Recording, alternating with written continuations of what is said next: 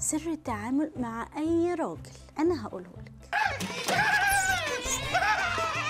شوفي رغم إنه سر بس هقولهولك. مفتاح التعامل مع أي راجل مش معدته، لأ، الراجل حاجة مهمة جدا في حياتنا ولازم نكلمه بالعقل، وعلشان الراجل هو اللي بيأكلنا ويشربنا وبيتعب في الشغل علشاننا، حتى لو احنا كمان بنتعب في الشغل بس احنا برضو مسؤوليته. المهم اتعاملي مع الراجل على قد عقله. نسيت ده.